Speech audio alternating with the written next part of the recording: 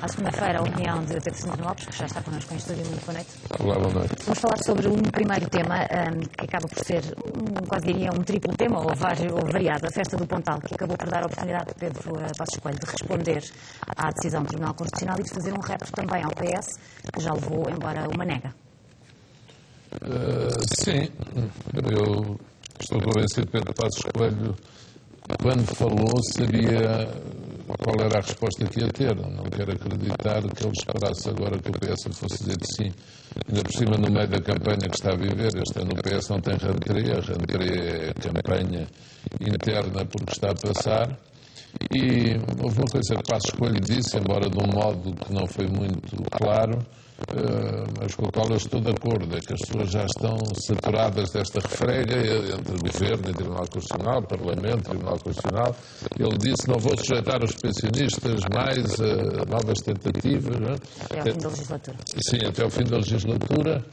Portanto, eu acho que Passos Coelho, quer dizer, foi realista. Eu achei que ele estava um pouco, como é que lhe dizer, irritado com tudo isto. Eu acho que ele deixou transparecer essa irritação. Ele que é, costumo dizer dele que é um homem de nervos de aço, é uma pessoa de sangue frio, já o demonstrou várias vezes, mas nesta festa do Pontal achei-o, tendo sido brando com o Tribunal Constitucional, já houve vezes em que foi mais duro nas referências ao Tribunal, mas o seu tom parecia-me um tom de facto agastado com tudo isto. E eu compreendo-o.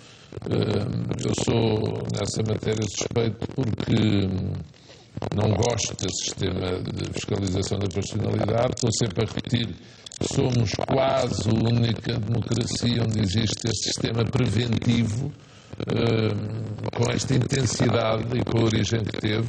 E, de facto, com as decisões do Tribunal Constitucional, nós vamos confirmando que são decisões, que... Vamos lá ver, quando se diz que é um tribunal político, não é um tribunal de políticos, é um tribunal de juízes. Só que é um tribunal que faz... feito mais política do que propriamente mas a própria doutrina jurídica chama a estes tribunais, diferentemente do Supremo Tribunal de Justiça ou dos tribunais comuns, chama de tribunais políticos ou tribunais que fazem a fiscalização política da constitucionalidade. Mas o facto de ser político não significa que os tribunais não estejam obrigados a velar pela conformidade jurídica das normas, das leis que a Assembleia faz ou dos decretos de lei que os governos fazem com a Constituição. Só que o seu olhar não é só jurídico. Os juízes são escolhidos como são, nos Estados Unidos são indicados pelo Presidente, têm outras origens, cá são indicados pelo Parlamento, portanto não são forçosamente juízes de carreira, e na maior parte das vezes não são, como sabe. São universitários, são juristas destacados, são advogados até, são jurisconsultos, mas que são indicados pelos diferentes partidos e por isso é inevitável que haja aqui um pendor mais do que político, ideológico, que também é político, ideológico na apreciação que os juízes fazem dos diplomas. O problema está quando os juízes deixam resvalar as suas apreciações de facto ao campo da política, quando se diz que isto ainda não é uma reforma de fundo. Bem, mas isso é para discutir com a oposição, não é para discutir com o Tribunal Constitucional. O Tribunal Constitucional tem que dizer é conforme com a Constituição ou não, se é de fundo ou não, se o Governo está a ir suficientemente longe ou não, e se é a oposição, o Presidente da República. E, portanto, nós andamos aqui sempre nesta refrega, que se André for ver, e os portugueses repararem, nós não ouvimos notícias destas sobre praticamente mais nenhum país do mundo. E isto não é bom para Portugal. Eu não estou a dizer, quem não gosta das medidas do governo diz sempre assim: que bom, o Tribunal Constitucional ter decidido assim, o chumbo. Olha, imagina, na Santa Casa deu um jeito uma decisão do Tribunal Constitucional sobre os ordenados, porque ainda há um número, umas centenas de funcionários públicos, portanto vou poupar em salário X. Pronto, a ver pelo lado positivo. Mas se nós virmos isto sempre assim, quer dizer, há sempre um governo que pode ser o da nossa cor, que pode ter sempre um Tribunal Constitucional que diz que não. E o que é que acontece? A vontade popular, que de facto está, em princípio, em tese, representada na maioria do Parlamento e no Governo, não pode pôr em prática o seu programa porque supostamente não é conforme com a Constituição. Itália, Alemanha, França, Espanha é muito raro, não estou a dizer que nunca acontece. Em alguns destes países há Tribunal Constitucional. Só que não há esta fiscalização preventiva só para leis muito especiais ou em casos muito especiais e, portanto, os países não passam a vida a discutir isto. Nós, eu acho, já não aguentamos ouvir esta conversa. Somos um país especial. Original. Exato. Ainda voltando à festa do Pontal e para terminarmos também este tema, o discurso de Pedro Passos Coelho pareceu-lhe um discurso de alguém que sabe que já está em fim de linha, vai deixar o país como deixou, supostamente arrumado financeiramente, e daí aquele tom de que falou há pouco. Talvez. Mas eu acho que isto ainda vai dar muita volta, sabe? Mas, de facto, Passos Coelho deixou para Marco António Costa falar nas eleições legislativas do ano que vem. E se quererá dizer que Passos Coelho dá por adquirido ou que não se candidata ou que candidatando-se não ganha? Eu tenho também aqui estas funções, aqui este papel de analista, comentador. Escrevi na minha página do Facebook e digo hoje aqui. Eu estou convencido que se a economia recuperar um pouco, o que está previsto, Pedro Passos Coelho, mais do que ainda não ter perdido, pode ganhar as eleições do ano que vem. E dizer isto é quase uma heresia. Porque aquilo que nós ouvimos hoje em dia na rua não bate nada certo com isto que eu estou a dizer. E pensou assim, olha, está a dizer porque também é daquela cor. Nem pouco mais ou menos. Já disse que várias pessoas da minha cor dizer, olha, vão perder e provavelmente por muitos. Mas eu estou convencido que ainda se vai passar, de facto, muita coisa. Há uma má notícia nos últimos dias para Passos Coelho e para o Governo. São os números da evolução da economia na zona euro. Porque a nossa economia é muito dependente e isso pode ter reflexos nos nossos resultados ao longo do ano e naquilo que se passar em 2015. Agora, eu estou convencido que esta disputa no PS marca muito os dois candidatos. É muito desgastante, é muito intensa, muito dura. E, curiosamente, até estou convencido mais que se Seguro ganhar, sairá dela mais forte a disputa do que se ganhar António Costa. Porquê? Porque quase ninguém espera que Seguro ganhe. E se Seguro cometer a proeza de ganhar a António Costa, ele sai de lá cheio de velocidade, cheio de speed, desculpe-me o termo. O António Costa sucedeu um bocadinho o contrário. Ele entrou cheio de força, mas neste momento, pronto, perdeu esse gás. E por isso acho que isso trará marcas para o PS. E depois a fragmentação à esquerda, quando digo à esquerda, o Marinho Pinto e outros, o Livre, etc., podem caçar mais no terreno do PS. Não se anunciam novas formações no espaço do centro-direita. Tudo isto e alguma recuperação da economia, penso que podem ter alguma influência.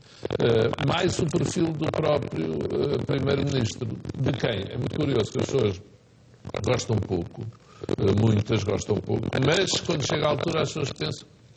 Eu lembro com Cavaco Silva, é muito curioso, Cavaco Silva, a meio das legislaturas em ter maioria absoluta, perdeu autárquicas europeias, levou tareias grandes e chegou à altura das legislativas duas vezes e depois teve maioria absoluta. E, portanto, eu não estou a dizer que seja isso que vai acontecer com o Passos Coelho, que vai ter maioria absoluta. Acho é que ele ainda não perdeu. E eu até escrevi no meu Facebook, acho que ele pode mesmo ganhar. Agora, eu gosto de dizer estas coisas com muito antes. Pronto, até há um risco que corremos estar a fazer um prognóstico desde que as pessoas disparate. As pessoas pensam assim, ou entra o Rui Rio, ou entra outro qualquer, então talvez até seja a hipótese. Com Passos Coelho não acredito. Vamos ver. Não me levem a mal este prognóstico, mas eu acredito que, acho que Passos Coelho tem alguns atributos que os portugueses, apesar de tudo, gostam. Saber, também gostavam em Sócrates, eu não estou a dizer que eles são iguais, como sabe, tem pouco a ver um com o outro. Mas a determinação, a obstinação, às vezes, o saber mandar, o saber comandar, dizer as coisas que são duras aí é mais Passos Coelho. Eu acho que quando chega a hora do voto, os portugueses quererão correr riscos, ou seja, quererão seguir um caminho e dizer assim, vamos gastar um bocadinho mais outra vez. Ou também pensarão, com Passos Coelho, não gastamos mais, mas também ficamos sem o dinheiro que tínhamos a uma parte. os portugueses vão pesar várias coisas. Eu desenvolvi, foi um pouco aquilo que lhe disse, acho que ainda vai correr muita água debaixo das pontes. Mas ele já fez uma promessa nesse discurso, precisamente na festa do Pontal, que pode ser entendido também como já um ato de campanha eleitoral. Ele disse que até ao final da legislatura não mexia na reforma da Segurança Social. Voltando aqui um bocadinho também ao início da conversa. Sim, quer dizer, pelo menos os pensionistas respiraram fundo. Mas hoje vi notícias que dizem que o Governo pode pegar outra vez na contribuição extraordinária de solidariedade.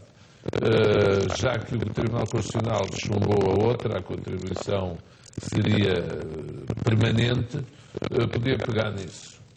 Não sei, mas de facto a direita tem razão. O Primeiro-Ministro disse que não ia incomodar mais os pensionistas até a final da legislatura, ou seja, propor a reforma de fundo da Segurança Social. Portanto, nesse aspecto, sim, pode ser entendido como uma preparação para um tempo que terá muitas eleições, quer dizer, tem duas eleições muito importantes. Presidenciais. Ainda a propósito, precisamente, Pedro Passos Coelho falou na festa do Pontal, Paulo Portas tinha falado antes, em reação também à decisão do Tribunal Constitucional. Sim. Duas reações ou duas posições que lhe pareceram coordenadas, estamos a falar de um governo de coligação.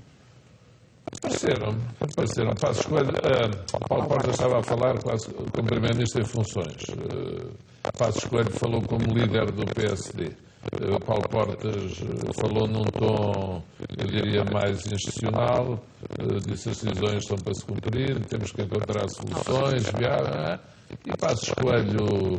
Já estava noutro ambiente também. Estava noutro ambiente e estava noutro estatuto.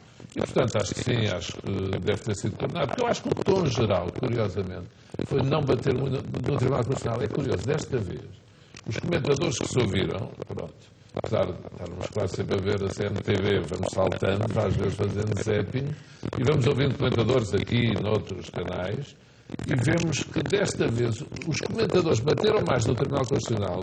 Quando eu digo comentadores, jornalistas, tudo mesmo de direita, de esquerda, mais direita, mais esquerda, bateram mais do que o próprio Governo, na minha opinião. Porque as pessoas bateram muito na incongruência, no facto do Tribunal Constitucional saltar para terrenos políticos. Acho que o Tribunal Constitucional levou mais tareia, desculpe uma expressão desta vez, aí da opinião publicada, mesmo editoriais de jornais, tudo, jornais respeitados de referência, do que do próprio Governo e da própria maioria, que já se escaldou de outras vezes, sabe, não cai bem entrar por esses terrenos e, portanto, por muito ou pouca razão que tenha, nunca sai muito bem desses ataques institucionais. Vamos, se calhar, fechar este capítulo de política interna. Vamos falar de um outro tema que quis selecionar, o acidente que acabou por vitimar o candidato presidencial do PSB, Eduardo Campos, que acaba por colocar uma ou outra candidata na corrida. Sim. E ainda não está oficializada, mas... Não está oficializada, mas é quase certo que será ela, Marina Silva. Que é uma grande candidata. Isto, a vida tem destas coisas... Pelo menos já leva mais vantagem do que os números que eram atribuídos a Eduardo Campos. Eduardo Campos, sim. E eu estou convencido que ela vai ter, de facto, um bom resultado. Vai forçar, praticamente, quase certeza, Dilma Rousseff a uma segunda volta. Vamos ver o que acontecerá nessa segunda volta. Eu acho que, de facto, que esta morte de Eduardo Campos baralhou o que estava em curso, porque o outro candidato, Décio Neves, agora está receoso, sente-se que ele percebeu que os dados foram alterados. E Marina, ela é uma candidata, não lhe vou chamar populista, mas ela é uma candidata com uma grande onda de simpatia, é uma candidata ecologista, é uma candidata de esquerda, é uma candidata ligada aos movimentos trabalhadores. Pode ser comparada a algum candidato a algum presidente brasileiro? A Lula da Silva, exatamente. E esse é que é o ponto. Fez muito bem, se me permite dizer, a observação. Porque o caso para mim, mais impressionante nestas eleições é, entre aspas ou sem aspas, a ausência de Lula da Silva. Lembra-se que há uns tempos falava-se que ele podia ser candidato outra vez a presidente. E não foi pelo lado de Dilma. Dilma, digamos, tapou-lhe o terreno. Lula também teve uma doença, depois, pronto, houve algumas complicações, alguns escândalos ligados a pessoas próximas de si, Dirceu, José Dirceu e outros, e Eduardo Campos, como é que eu devo dizer? Não era um perfil próximo de Lula. Eduardo Campos era um homem de esquerda moderada, católico, uma pessoa, não era de direita, mas era uma esquerda moderada. Marina não. Marina é uma mulher que está mais encostada à esquerda. E Marina tem aquele obreirismo, aquela ligação ao movimento sindical, ligação aos movimentos populares, como dizia que Lula da Silva tem. E isso para Dilma é muito complicado. Aliás, quer dizer, Eduardo Campos tinha a noção, quando estava vivo ainda, que tinha uma vice-candidata a vice-presidente muito forte. Mas aquilo na prática era um tândem, aí sim um ticket em que Eduardo Campos cobria mais, digamos, o centro-esquerda, os setores mais moderados da esquerda, e Marina ia mais aos setores mais à esquerda. Agora, soltou-se aquilo que é uma fera eleitoral. Ela é uma força eleitoral, ou fera, chame-lhe o que quiser. E, portanto, eu não sei se irá ela ou Décio à segunda volta, apesar de Décio, quando Eduardo Campos morreu, levar uma vantagem grande que pode ser classificado. Falámos há pouco dessa hipótese da segunda volta. Tem Marina Silva condições para ganhar essa segunda volta? Estamos a falar de um Brasil que, pelas circunstâncias, por exemplo, lembro-me agora da organização do Mundial do Brasil, que sofreu um período de contestação. Não, Dilma é muito contestado. Haverá, precisamente por isso, porque também sofreu muitas críticas, sim, haverá sim. lugar para Marina ganhar estas eleições? Eu não excluía. Mais uma vez, prognósticos. Prognósticos, mas o que eu gosto de os fazer antes do fim do jogo, antes do jogo começar. Como é que eu devo dizer? Eu estive no Brasil aqui há 2 meses ou 3, estive lá há 10 dias, e percebi na rua, e no táxi, falando, pronto, os taxistas dão sempre aquele barómetro, mas estive em Búzios, estive no Rio de Janeiro, pronto, falei com os comerciantes, tudo. As pessoas não gostam. Bem, é desagradável dizer isso, mas há uma grande contestação a Dilma Rousseff. E, portanto, não estou a dizer que o centro-direita, numa segunda volta entre Dilma Rousseff e Marina, não vote Dilma, ou muitos se abstenham. Agora, eu acho é que Dilma, neste caso, agora ficou mais entrincheirada do que com Eduardo Campos. É difícil explicar porquê. Mas é assim, porque Eduardo Campos, na prática, jogava um bocado no mesmo campo que Dilma Rousseff. Dilma também veio desses movimentos sindicais e comunistas e tudo isso, mas moderou-se. E hoje em dia, pronto, toda ela parece uma senhora burguesa, senhora é, mas estou a dizer burguesa, com os trajes, pronto, mais clássicos, mais quê? Aprumados, exatamente. E, portanto, é outra pose. Marina não, mantém o seu ar puro. Às vezes olho para ela, não sei porquê, vejo Maria Betânia, quer dizer... Estava a pensar nisso hoje à tarde, ver as fotografias dela. Pronto, parece, e ela tem uma ligação de facto ao povo muito grande. Se ela começa a subir agora, ainda por cima com a onda de emoção natural, causa sempre uma tragédia como esta, mais uma morte em campanha, de facto não é igual às circunstâncias de Sá Carneiro, mas num cesse, em campanha, estas imprevidências em aviões de campanha é uma coisa que devia ser absolutamente proibida, nem caixa preta o avião tinha, mas enfim, também apanharam temporal e tragédia, mas às vezes uma tragédia pode mudar o curso da história. Um país. Diga? E o destino do país. Como Eduardo, quer dizer, é muito impressionante. A campanha estava a ser um bocado xoxa até.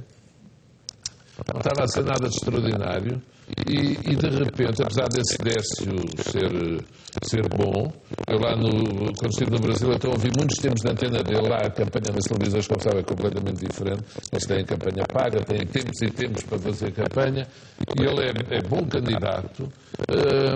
E eu devo dizer, eu continuo a estranhar o que as sondagens dão a Dilma, porque o que eu senti lá na rua, é evidente, o Brasil é enorme, a pessoa não sabe, estando em 2 cidades ou 3, não dá para medir, mas tenho dúvidas que Dilma aguenta aquela votação agora com este choque emocional ainda por cima. E já há números de facto que colocam a Marina mais à frente. Mais à frente e mais perto de Dilma Rousseff. Vai ser um bico de obra e vamos ver se Marina não consegue. Lula conseguiu. Lula conseguiu. Eu lembro-me sempre de um comercial do da Mendonça, quando ele começou a fazer, que é um grande marketeiro brasileiro, quando começou a fazer as campanhas do PT, e o PT ainda tinha pouca adesão. Era um comercial giríssimo, então via-se um grupo de jovens a sair ao sábado à noite, num descapotável, assim, filhos de alta burguesia, não é? E de repente olham para um passeio e vê uma mulher com bem um filho nos braços encostada a uma parede. E vê-se uma das miúdas, uma das raparigas vai no carro, a olhar para aquela e fazer uma cara de muita tristeza. E depois o slogan era: você pode não saber, mas todos temos um pouco de PT. E foi com essa campanha que Duda Mendonça conseguiu ficar com a campanha do PT, como ele antes tinha feito de Maluf e de outros da direita. As pessoas do partido Lula não o queriam tomar tempo. Mas foi com ele, Duda Mendonça, depois Lula ganhou, teve a primeira vitória. É assim. Passamos do Brasil, subimos para os Estados Unidos, onde de facto também há uma espécie de afastamento entre Hillary Clinton e Obama. É verdade. Hoje é bom falarmos um pouco destes temas internacionais, porque as políticas de cada país cansam muito. Influenciam o resto do mundo também, mas influenciam o resto do mundo. Influenciam o resto do mundo e, portanto, estar sempre a falar do BES e pronto, já estamos todos um bocado cansados. E vem aí a estonteante e quase cansativa, mas fascinante ao mesmo tempo, corrida presidencial norte-americana. Daqui a 4 meses, janeiro, fevereiro, começa a corrida para a nomeação. Começam eles a correr os Estados. E desta vez Obama já não pode ser candidato e Hillary está nitidamente a posicionar-se. E para mim foi o sinal mais forte de que ela vai ser mesmo candidata, não havia a certeza, porque uma ex-secretária de Estado, portanto, ex-ministra dos Estrangeiros de Obama, vir criticá-lo por causa da sua política em relação ao Iraque, em relação à Síria e tudo isso, é uma demarcação muito forte. Obama, de facto, não se tem revelado muito forte em política externa e promete-nos agora, quando os republicanos ainda não têm candidato, os democratas parecem, de facto, já ter a sua candidata à porta. E, portanto, Hillary, com este sinal que deu, coloca-se na rampa de partida sem dúvida nenhuma. Ao mesmo tempo, Obama vai dizendo e anunciando que bombardeia e tem de bombardear alvos específicos no Iraque, o que soa muito a contradição com o que ele dizia de George Bush e a intervenção no Iraque. É evidente que sabemos que os jihadistas, que o Estado Islâmico, aquele grupo radical, tem feito atrocidades. Compreendemos as opções de Obama, mas eu não deixo de salientar o silêncio que ouço de alguns espíritos e vozes que, por exemplo, quando foi com Bush, muito bem, compreensivelmente disseram então a ONU, não há uma deliberação prévia da ONU que autorize esses bombardeamentos e desta vez, com um presidente que é, digamos, de esquerda ou democrata, não se levanta ao mesmo cor de vozes e bombardeamentos, eu não acho que haja bombardeamentos de maus e bons por serem de direita ou de esquerda. Acho que há que haver coerência. O que é facto é que Obama, vamos ver, as eleições dos Estados Unidos são em novembro de 2016. Portanto, começa para o ano, em 2015, vão ser um pouco depois, alguns meses depois das presidenciais portuguesas. Mas a corrida começa mais cedo lá do que cá. O país é muito maior, o método de escolha é diferente. Eles têm de conseguir a nomeação do seu partido, cada um deles, e das circunscrições locais. Cá não é assim, podia não ser mau que fosse, mas não é assim, não é essa a tradição. Portanto, temos agora os Estados Unidos e eu julgo que esta questão da política externa vai ser muito forte na campanha americana. Para Hillary Clinton, esta herança de Obama? Pode ser, pode ser. Os números da economia são oscilantes. Apesar de tudo, Obama conseguiu pôr alguma ordem na economia, mas conseguiu aplicar em parte o Obamacare, o plano de saúde, mas em política externa as coisas manifestamente não lhe têm corrido bem. Não cumpriu uma série de promessas, Guantánamo não fechou, está de volta ao Iraque, continua no Afeganistão, quer dizer, a Síria não correu bem, a Líbia está a ferro e fogo, Israel e a faixa de Gaza estão como estão, a Palestina, quer dizer, mas principalmente da parte dos Estados Unidos não se sentiu uma liderança forte, e a Ucrânia, como é evidente, não se sentiu uma liderança forte com Obama, a liderança dos Estados Unidos na política externa já não vinha bem com o Bush e com o Obama também não correu bem. Portanto, nós temos na prática um mundo, mas eu sou otimista. Eu acho que vamos... Obama foi bom na altura em que entrou para o mundo, porque o mundo precisava de pacificação. Depois, este segundo mandato, manifestamente, não está a correr bem a vários níveis. E acho que vem uma presidência melhor dos Estados Unidos e vem aí boas lideranças na União Europeia, um tempo diferente da União Europeia. Vamos acreditar melhor nisso. Hillary Clinton para a Europa do que Obama? Se ela será melhor? Seria melhor. Sim. Obama, manifestamente, não tem uma boa ligação com a Europa. Ele é mais virado para a cooperação com outros continentes, a Ásia, a África, economias emergentes, nomeadamente as asiáticas.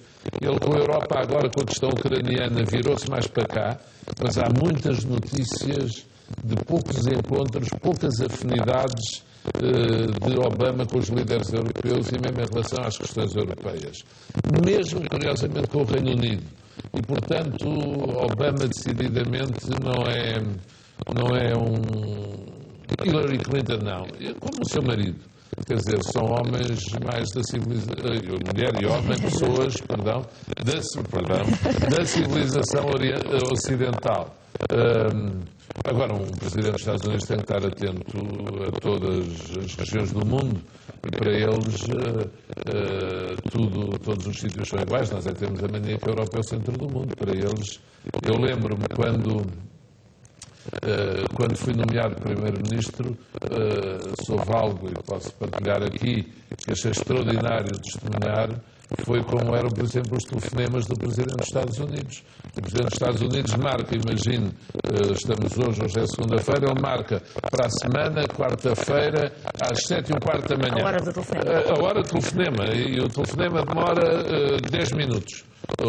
E, portanto, tem que ser àquela hora. Ele marca porquê? Porque ele tem que falar com todos os líderes do mundo.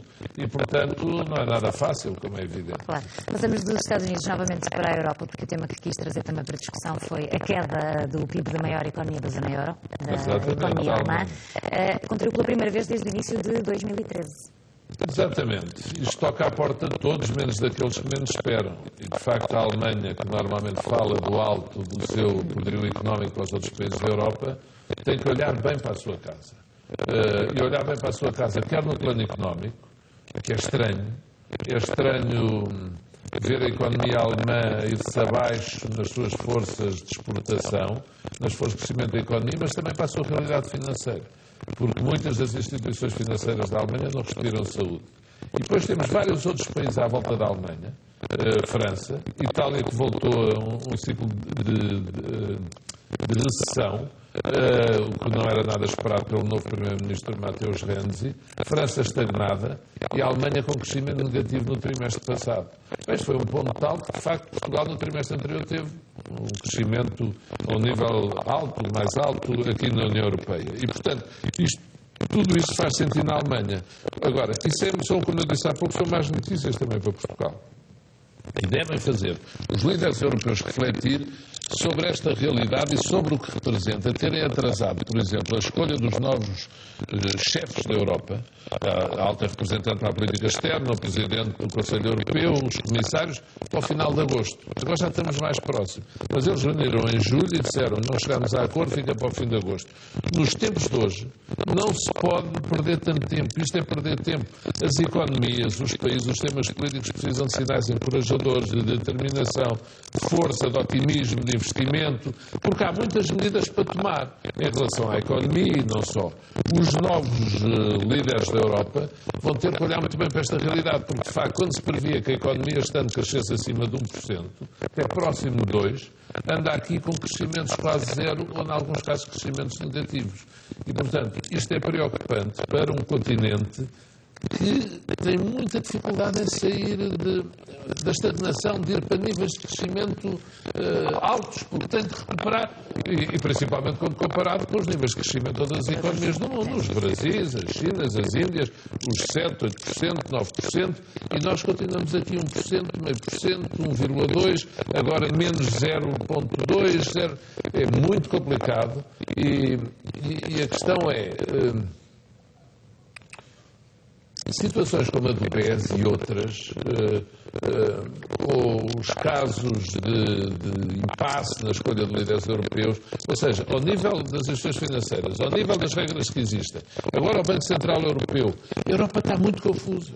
A Europa é uma torre de Babel. A Europa, pronto, agora há um novo sistema de supervisão bancária, mas depois aplicou-se ainda no seu princípio ao BES, depois está tudo dependente de ver se Mário Draghi mantém a taxa de juros ou não mantém, mas ao mesmo tempo os governos dos Estados-membros são importantes por causa do investimento, depois aprovou-se agora os CRENs, vêm os pacotes, mas os programas operacionais estão só prontos em setembro ou outubro. Tudo isto são meses e meses e as economias à espera, e a Europa parece, pronto, enquanto os chineses e os indianos estão a trabalhar lá 20 horas por dia. Parece que a Europa está de férias. É isso mesmo. A Europa está quase sempre em fim de semana prolongado, está a ver? E não pode. Uma ponte, Uma ponte, exatamente. Pedro Santana Lopes, vamos passar também agora para um tema mais tranquilo. Mais tranquilo. Embora seja relacionado com uma má notícia, a perda de uma grande atriz, passamos à frase da semana. Esta semana, Pedro Santana Lopes escolheu 3 frases, já estamos a ver uma delas, da atriz Lauren Bacall, que morreu na semana passada. O estrelato não é uma profissão, é um acidente. Um comentário a esta frase. É uma filosofia boa de vida, ou seja, as pessoas não se deslumbrarem. E Lauren Bacall, que eu já vou contar, tive a oportunidade de conhecer, tive esse gosto enorme, era uma mulher de facto queixo levantado e com um olhar até chamado insolente, mas era uma mulher, ao mesmo tempo, com uma grande noção do que é a vida. Foi casada com esse grande mito Humphrey Bogart, casou enfim, quando eu nasci, ela é uma senhora do tempo dos meus pais, ela casou junto em 57, mas esta frase, o estrelato é um acidente, não é uma profissão, não é uma coisa constante na vida. E ela que foi estrela até quase morrer, com esta maneira de ser, eu acho que isto dá tempo de vida, porque acho aquelas estrelas para quem o estrelato é uma coisa que as persegue, normalmente se calhar vivem menos. Lauren Bacall viveu num outro tempo, não é? Sim, Pronto. mas eu lembro de ter visto um filme aqui há uns anos, ainda num cinema na Guerra Junqueiro Star, que era O Segredo de Fedora. Lembra-se desse cinema? Que era a história da Greta Garbo. Também não é do meu tempo, muito menos do seu. Tem os meus pais ou avós. Greta Garbo, quando achou que começou a ficar não bonita, já marcada, não havia botox ainda nessa altura nem nada, recolheu-se numa ilha, andava sempre de lenço, chapéu e nunca mais ninguém a viu. E, portanto, Lauren Bacall não, assumiu sempre os seus 70, os seus 80 anos, apareceu em todo lado, veio a Portugal em 93, já com uma idade bonita, 93, portanto, vão lá 20 anos, ela morreu com 80 e muitos, ela tinha 70 anos na prática já. E eu tive o gosto e a honra, ela veio a Portugal a convite do João Bernardo da Costa, que era diretora da Cinemateca. Eu estava como secretário de Estado da Cultura ao tempo. E fomos, houve uma sessão cultural, passagem de filmes, debates, depois o jantar, e depois uma vez estávamos a jantar, lembra-se daquele clube privado de bananas, vou contar isto, e às tantas começou a tocar o My Way do Frank Sinatra. E a Lauren Bacall, imagina a honra dela me convidar para dançar o My Way com a Lauren Bacall, que era uma senhora que sempre, quem o meu pai me dizia, era uma senhora que calçava um número avantajado e que não gostava nada de mostrar os pés, usava sempre calças largas. Para esconder. Mas era uma senhora, uma beleza estonteante e um mito, portanto.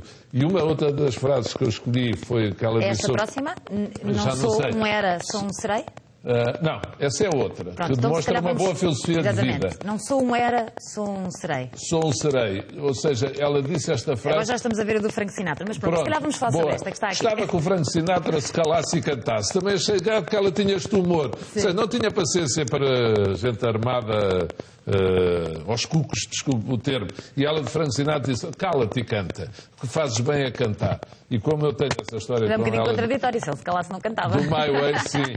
Do My Way, escolhi também esta frase. A outra é I'm not a has-been, I'm a will be. Não sou uma que já fui, sou uma que ainda hei de ser. E, portanto, uma atitude otimista perante a vida. Ou seja, não deslumbrada, otimista e sem paciência para pessoas a falar demais ou com grandes importâncias. Era uma mulher simples, mas uma grande estrela, uma grande senhora, e foi de facto uma semana que impressionou.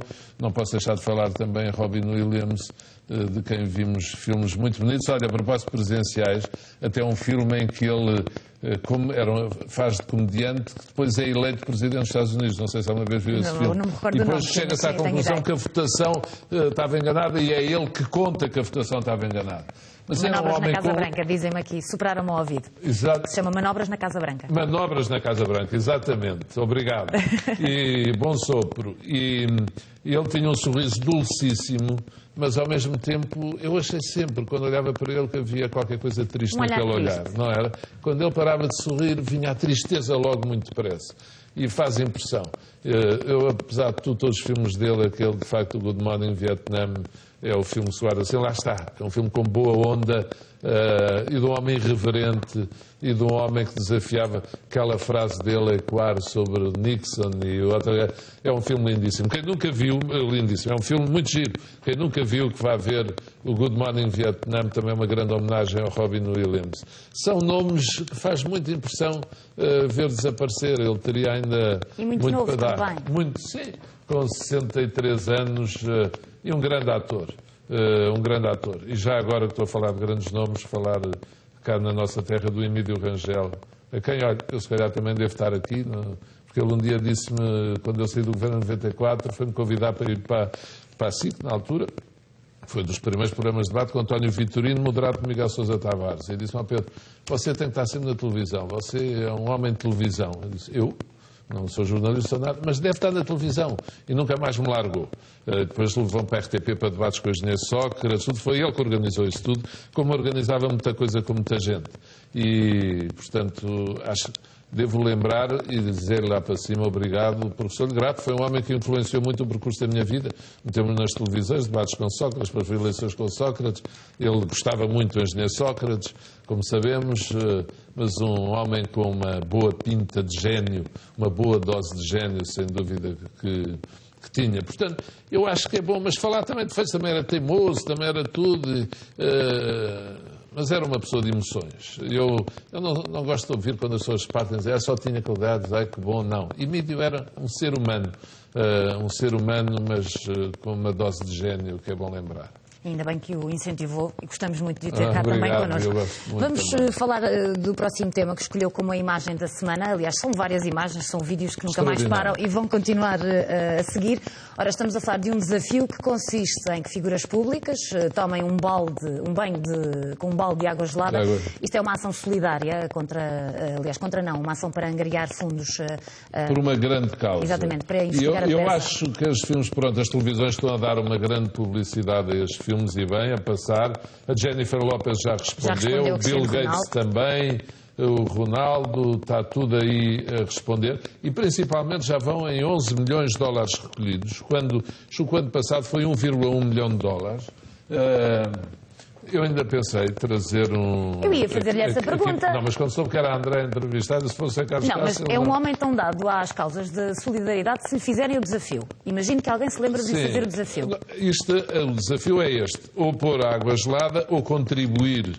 O Presidente Obama disse que não punha o balde, que contribuía. Eu não estou a armar em Presidente Obama, mas sabe comigo tudo o que é assim um bocadinho passa os riscos, depois tem sempre muita conversa. O problema, a questão é esta, é muito bonita. Eu tenho pessoas de quem sou muito, muito, muito amigo, duas pessoas que sofrem de esclerose lateral amiotrófica, mas devo dizer uma coisa, um deles... E eu julgo que me estará a ouvir, porque costuma ouvir sempre estes comentários, não é por ser hoje, não devia saber que eu ia falar nisto. Aliás, os dois estão com uma boa onda. Eu não quero deixar de falar que o pai dele é médico e dá muita importância ao tratamento com vitamina D nas doses devidas. Tem investigado. E esse meu amigo, filho de um grande amigo meu, nele está a regredir a doença. Que é uma coisa quase impensável. Nós temos-nos esforçado por encontrar sítios onde ele possa ser tratado em vários pontos do mundo, mas em Israel, nos Estados Unidos, para esta doença ainda estão na fase do tratamento com animais, ainda não com seres humanos, mas ele ofereceu-se para ir como cobaia. Mas o que é extraordinário é que, graças a Deus, e à persistência deles, nele a doença está a regredir. Depois tenho uma amiga minha que também está com esta doença, a quem tenho procurado transmitir a força até deste exemplo, deste outro caso, mas ela tem também um pensamento muito positivo, o que é fundamental, Agora, importante, essencial é apoiar a investigação, haver dinheiro para a investigação, para se descobrir a cura. Como nas doenças vertebromedulares que fazem as pessoas ficar tetraplégicas ou paraplégicas, pronto. O mundo tem sempre novos males, mas este é muito violento, é duro. Mas eu quero hoje dar aqui esta palavra de esperança. Esse meu amigo, que eu conheço o caso, a doença nele está a regredir. E nele, esse tratamento, eu não vou aqui entrar em áreas que não são da minha especialidade, mas conheço, falar muito com o pai dele, a importância que tem tido a vitamina D, e há pessoas que hoje em dia falam disto, quer dizer, esta coisa, não apanhem sol, através do sol nós recebemos muita vitamina D. Estas proteções exageradas também contra os raios solares fazem com que fiquemos com um déficit dessa vitamina. E depois aparecem estas doenças chamadas não é autoimunes, é... degenerativas, autoimunes, sim, é exatamente isso. E por isso, estes filmes são muito bons de ver. Então, da Candy é extraordinário. Elas todas, e eles, os miúdos, e depois acaba na avó, na matriarca, a Tel Candy. Vale a pena ver isto. Muita pena, e é uma onda de solidariedade muito bonita. E eu quero é dar essa força da importância da parte psicológica. Este meu amigo que está com esta doença tem um pai que tem esta força, acredita, e ele também tem. E agora falta esta minha amiga ter uma força igual e também acreditar na importância deste tratamento. Porque às vezes não são só os tratamentos convencionais que de facto conseguem. Ele é um caso visível, começou a regredir. E, portanto, terminamos com esta nota de otimismo, porque o mundo tem que ser isto também. Sorrir, e não só os casos que passamos a vida aqui a falar com a onda negra neste país. Bem, a opinião de Santana Lopes à segunda-feira. Muito obrigado. Até para a semana, se Deus quiser.